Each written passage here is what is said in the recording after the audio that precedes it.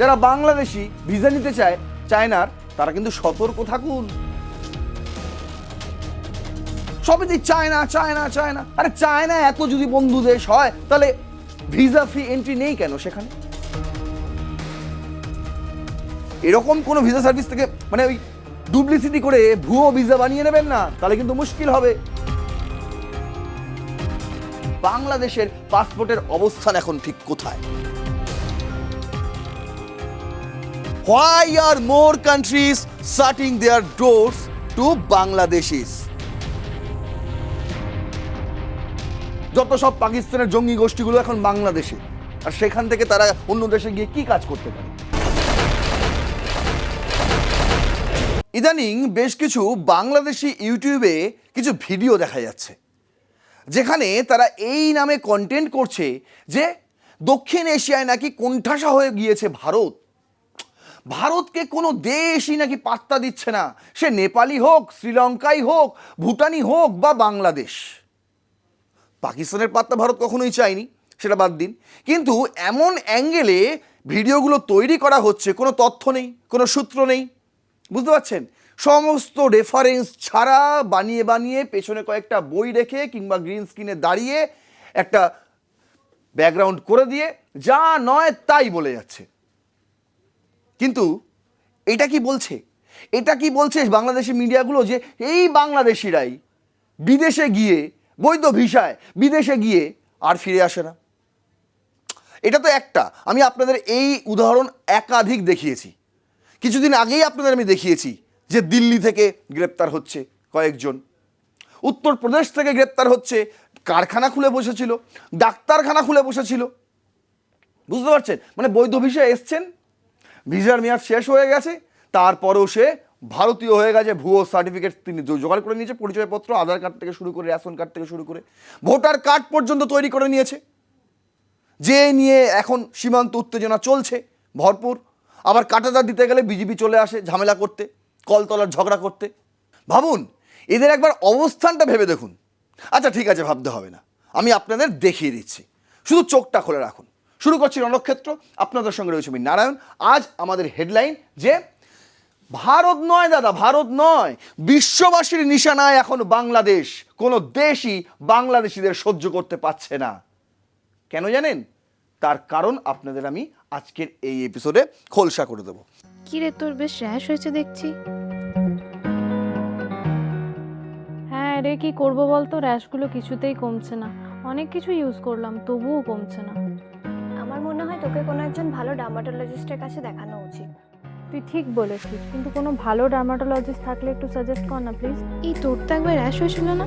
তুই কোথায় দেখিয়েছিলিস? তুই একবার গৌরীদেবী হসপিটালসে দেখাতে পারিস, ওখানে ভালো এক্সপিরিয়েন্স ডার্মাটোলজিস্ট আছে। আমারও সেম প্রবলেম হয়েছিল, এখন ওখানে ট্রিটমেন্ট নিয়ে আমি এখন ঠিক আছি।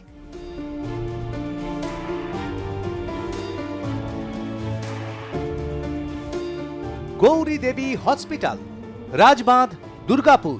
যোগাযোগ 8001003333, 8001113333।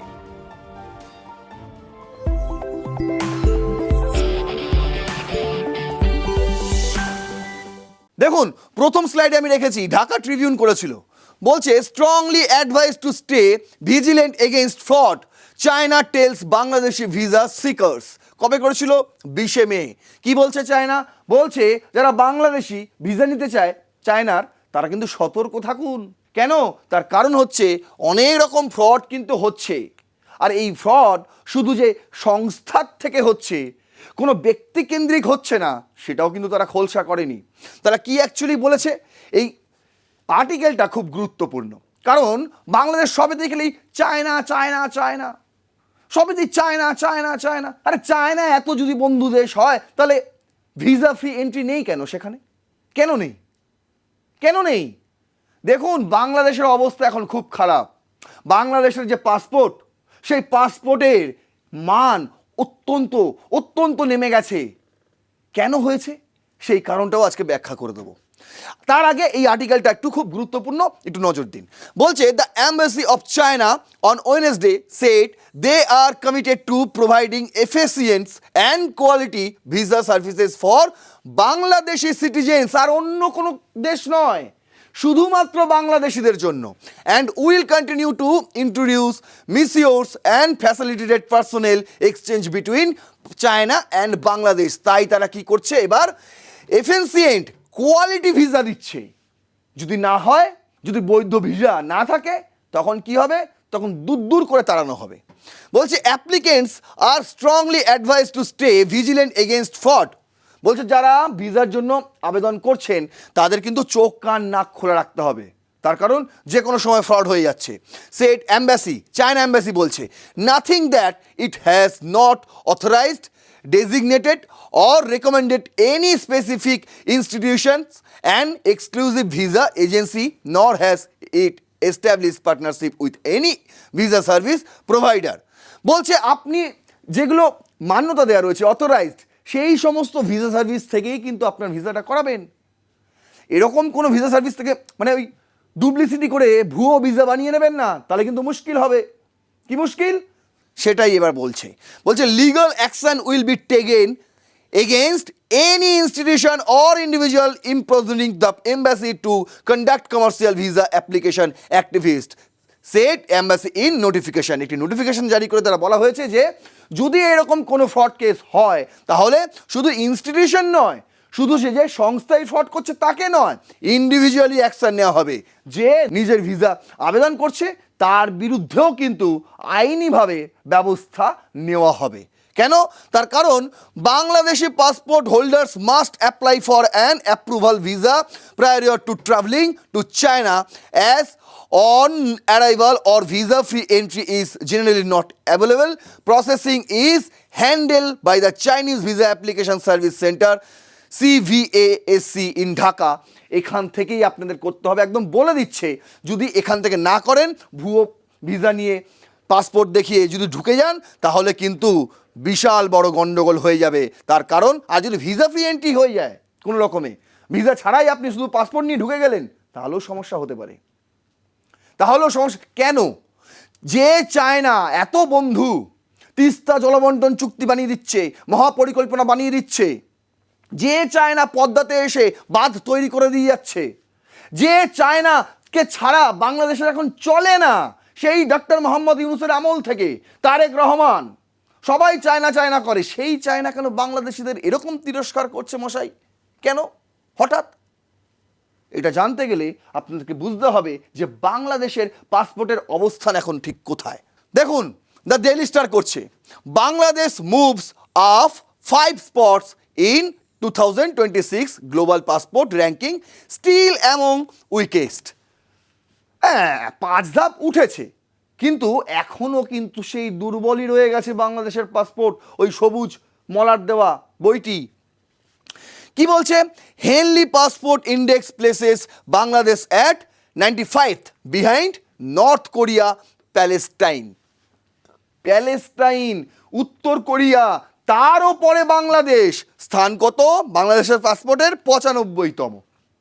আচ্ছা, former Bangladeshi ambassador to China Munshi Fiaz Ahmed, চায়নাতে কাজ করা প্রাক্তন বাংলাদেশি একজন অ্যাম্বাসেডর যার নাম মুন্সি ফিয়াজ আহমেদ সেড, তিনি বলছেন that the main reason for the decline in the value of the passport is that Bangladesh is often on tourist visa.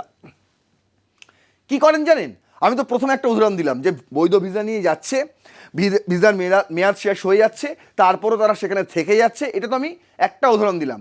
আরও একটা উদাহরণ তিনি বলছেন, মুন্সি ফিয়াজ আহমেদ, তিনি বলছেন বাংলাদেশিরা অ্যাকচুয়ালি কী করে, তারা ভ্রমণ ভিসা নিয়ে যায়, ট্যুরিস্ট ভিসা নিয়ে কোনো দেশে ঢুকে যায়, ব্যাস হয়ে গেল। সেই ট্যুরিস্ট ভিসা তো একদিন না একদিন শেষ হবে, কিন্তু তারা ভ্রমণ করতে যায় না, তারা কোনো রকম ট্যুরিস্ট নয়, তারা কি করতে যায়, তারা কাজ করতে যায়। সেই ট্যুরিস্ট ভিসা নিয়ে তারা কাজ শুরু করে দেয়, সেখানে স্থানীয় এলাকায় থেকে যা কাজ পায় সেই কাজ তারা শুরু করে দেয়, স্থানীয় কর্মী হয়ে যায়, আর তাদেরকে কেউ প্রশ্ন করে না। যখন এবার তদন্ত শুরু হয় তখন তারা ফেঁসে যায়। আর কি করে, ওভারস্টে করে, ভিসার মেয়াদ শেষ, তিনি রয়ে গেছেন। অর কস্ট ট্রাভেল, আর এইগুলোই কিন্তু সবচেয়ে বড় কারণ হয়ে দাঁড়াচ্ছে বাংলাদেশের এই পাসপোর্টের দুর্বল হয়ে যাওয়ার পেছনে। বলছে আদার কান্ট্রিজ আর দেয়ারফোর কজন্স।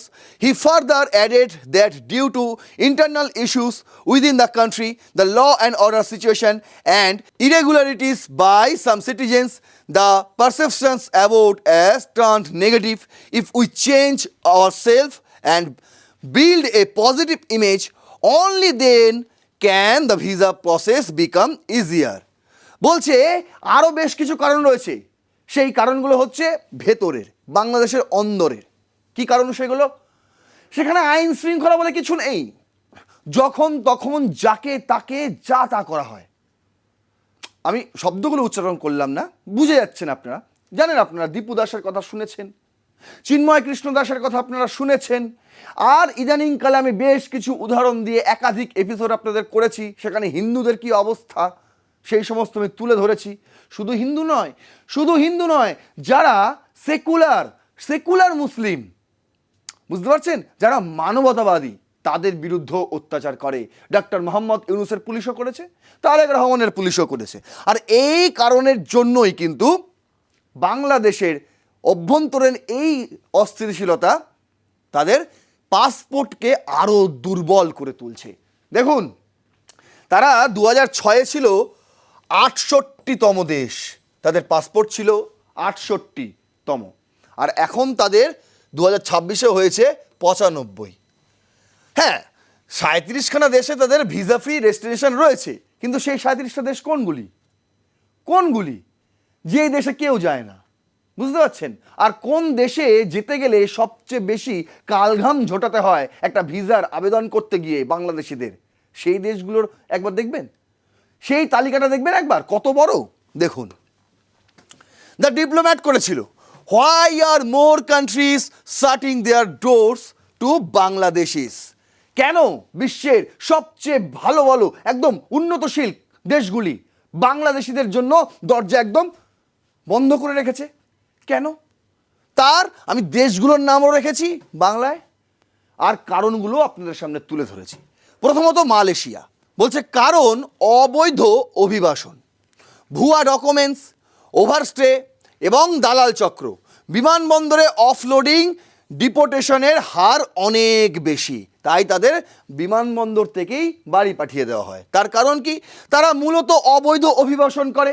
ওই ভারতে যেমন সীমান্ত পেরিয়ে ঢুকে যাওয়ার চেষ্টা করে, এরকম চেষ্টা তারা করে, এটা তারা জানে, মালয়েশিয়াও তারা জানে।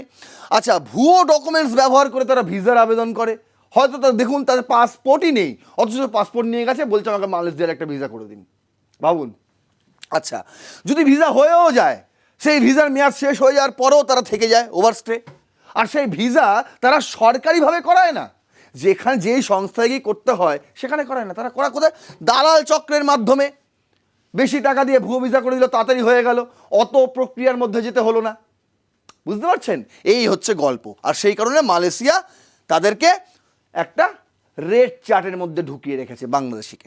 অন্যদিকে দেখুন থাইল্যান্ড কেন করেছে বাংলাদেশের ভিসা কেন অ্যাকসেপ্ট করে না? তার কারণ হচ্ছে ভিসা প্রক্রিয়া দীর্ঘ, প্রায় 40 থেকে 50 দিন লেগে যায়, প্রত্যাখ্যানের হার বেড়েছে। আর যদি হয়েও যায় ভিসা আবেদন আপনার মঞ্জুর হয়েও গেল, তারপরেও প্রত্যাখ্যান হতে পারে, কোনো গ্যারেন্টি নেই। ট্রানজিট অপব্যবহার ও অবৈধ কাজের আশঙ্কা, তারা জানেনই তো সেখানে কারা কারা রয়েছে, যত সব পাকিস্তানের জঙ্গি গোষ্ঠীগুলো এখন বাংলাদেশে, আর সেখান থেকে তারা অন্য দেশে গিয়ে কি কাজ করতে পারে? সেই সন্ত্রাসী কার্যকলাপই করবে। সিঙ্গাপুর বলছে বিমানবন্দরে অতিরিক্ত যাচাই। আপনি সিঙ্গাপুরের যে কোনো বিমানবন্দরে নামবেন, যদি বাংলাদেশি হয়ে যান তাহলে সবাইকে ছেড়ে দেবে, আপনাকে ছাড়বে না। যাচাইয়ের পর যাচাই, অফলোডিং এবং ভিসা প্রত্যাখ্যানের হারও বেড়েছে। তারপর দেখুন 1.5 ঘন্টা, 2 ঘন্টা, 5 ঘন্টা ধরে আপনার যাচাইকরণ প্রক্রিয়া চললো, তারপর বলা হলো আপনার ভিসার প্রত্যাখ্যান করা হলো, যান। বুঝতে পারছেন? আচ্ছা, সন্দেহভাজন ডকুমেন্টস ও ওভারস্টে, সেই একই কারণ। ভারতের সঙ্গে বাংলাদেশের সম্পর্ক খুব ভালো ছিল, কিন্তু এখন দেখুন কি অবস্থা। বলছে বিশেষ করে 2024-এর 5ই আগস্টের পর থেকে রাজনৈতিক অস্থিরতার পর ট্যুরিস্ট ভিসা ব্যাপকভাবে সীমিত, নেই বললেই চলে। এখনও ট্যুরিস্ট ভিসা সেভাবে চালু হয়নি, আলোচনা চলছে, প্রক্রিয়া চলছে, কিন্তু মেডিকেল আর জরুরি ক্ষেত্রে দেওয়া হয় মেডিকেল ভিসা। সেক্ষেত্রেও অবৈধ অনুপ্রবেশ নিয়ে উদ্বেগ রয়েছে। আর মেডিকেল ভিসাতেও কিন্তু অনেক রকম ঝালাই যাচাই করে তারপর গ্র্যান্ট করা হয়। সেখানেও যদি কোনো রকম কোনো সমস্যা দেখা দেয়, সঙ্গে সঙ্গে প্রত্যাখ্যান, সেই প্রত্যাখ্যানের হারও কিন্তু বৃদ্ধি হয়েছে। অন্যদিকে ইউএই সংযুক্ত আরব আমরশাহী বলছে ভিসা অনেক ক্যাটাগরিতে স্থগিত করে দেওয়া হয়েছে, স্থিমিত করে দেওয়া হয়েছে। অবৈধ অভিবাসন এবং ডকুমেন্ট জালিয়াতির অভিযোগও উঠেছে। তাই ইউএইতেও এখন পা রাখার জো নেই বাংলাদেশিদের। নেপাল একটা ছোট্ট দেশ, বাংলাদেশের থেকেও ছোট দেশ নেপাল, বুঝতে পারছেন? সেই নেপালও এখন বাংলাদেশকে টেরা চোখে দেখছে। কিভাবে? অন অ্যারাইভাল ভিসা থাকলেও অতিরিক্ত প্রশ্ন, যাচাই এবং ফেরত পাঠানোর ঘটনা বেড়েছে। ভুয়া বুকিং ও ট্রানজিট অপব্যবহার, সবেতেই ভুয়ো। বাংলাদেশ মানেই ভুয়ো, আর সেটা নেপালও বুঝে গেছে। ভাবুন, মালদ্বীপ বলে না, মালদ্বীপের সঙ্গে নাকি ভারতের সম্পর্ক খুব খারাপ, মুইজি এসে এইসব করেছে, ওই করেছে। দেখুন, ভালো করে তাকিয়ে দেখুন, এখন সেই মুইজি নরেন্দ্র মোদীর কাছে এসে হাত জোর করে। ভাবুন, এই সময়টা একদিনে আসেনি, আর সেই মালদ্বীপ এখন বাংলাদেশের ভিসা দেখলেই বলেন বাড়ি যান। অন অ্যারাইভাল ভিসায় কড়াকড়ি হয়েছে। হোটেল বুকিং ফান্ড প্রুফ যাচাই করা হয় যে কোন হোটেলে আগে থেকে হোটেল বুক করা আছে, যদি না থাকে তাহলে এখান থেকেই বাড়ি চলে যান, আপনাকে আর শহরে পা রাখতে হবে না। বলছে অনেককে ফেরত পাঠানো হয়, এইটাই এখন বেশি হয়ে দাঁড়িয়েছে, ফেরতই পাঠিয়ে দেওয়া হয়। মালদ্বীপে এখন যাওয়াই হচ্ছে দুষ্কর হয়ে গেছে বাংলাদেশের জন্য। অন্যদিকে শ্রীলঙ্কা বলছে অন অ্যারাইভাল ভিসা থাকলেও বিমানবন্দরে বিস্তারিত জিজ্ঞাসাবাদ ও যাচাই আরও বহুগুণ বেড়ে গিয়েছে। আর মার্কিন যুক্তরাষ্ট্রে তো যাওয়াই যায় না বলতে গেলে। কবে কোন বাংলাদেশি মার্কিন যুক্তরাষ্ট্রে গিয়েছিল সেটা এখন ভাববার বিষয়। হ্যাঁ, ডক্টর মোহাম্মদ ইউনূস এখন প্যারিসে চলে যেতে পারেন, তার তো প্রচুর পাসপোর্ট রয়েছে, সে তো শুধু বাংলাদেশের পাসপোর্ট হোল্ডিং করে না, আর অনেকগুলো দেশের পাসপোর্ট তার কাছে রয়েছে। কিন্তু যুক্তরাষ্ট্রের মেন গল্প কি রয়েছে? তার কারণ ইমিগ্রেন্ট ভিসা পার্মানেন্ট রেসিডেন্ট 75টি দেশের সঙ্গে স্থগিত জানুয়ারি 2026 থেকে। তবে non immigrant visa tourist student চালু আছে। এই সব করে কি হয় জানেন? অ্যাকচুয়ালি এই যে ভেতরে অন্তর্দ্বন্দ্ব, একটা সম্প্রদায়ের বিরুদ্ধে প্রশাসনিকভাবে নির্যাতন, এইগুলো কিন্তু গোটা বিশ্ব দেখে, গোটা বিশ্ব দেখে। আর দেখার পরে কি হয়? কারোর কিছু হয় না। যারা ঘুরতে যায় তাদের কোনো সমস্যা হয় না, যারা কাজে যায় অন্য দেশে, যারা পড়াশোনার জন্য অন্য দেশে যায়, তারা কিন্তু খুব চাপে পড়ে যায়।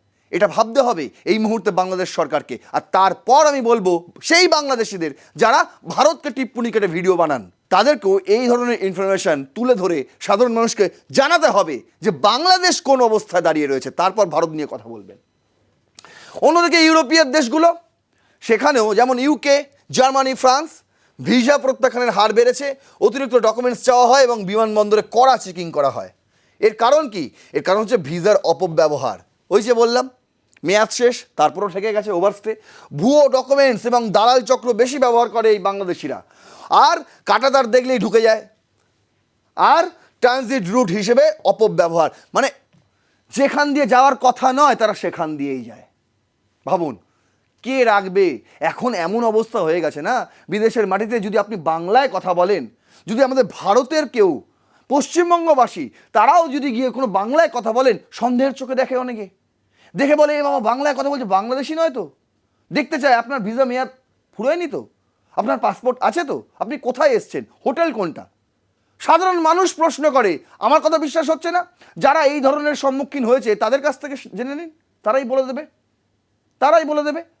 আর এমত অবস্থায় দাঁড়িয়ে বাংলাদেশের কিছু ইউটিউবার ভারতকে নিয়ে খিল্লি করে, ভারতকে টিপ্পনি করে, নাকি ভারতকে কেউ সহ্য করতে পারছে না এখন, এরকম একটা ভাব তাদের। আরে আগে নিজের দিকে তাকা, না হলে ওপর দিকে থুতু ছেটালে সেটা নিজের গায়েই পড়ে।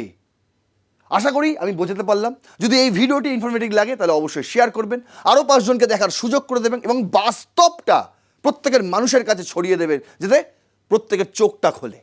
লাইক করবেন ভিডিওটি, এত বেশি লাইক করবেন যে যারা ডিসলাইক করছে তারা যাতে ধামাচাপা পড়ে যায়। সাবস্ক্রাইব করবেন আর প্লাস নিউজ 24x7, আর দেখতে থাকুন রণক্ষেত্র। জয় হিন্দ, বন্দে মাতরম।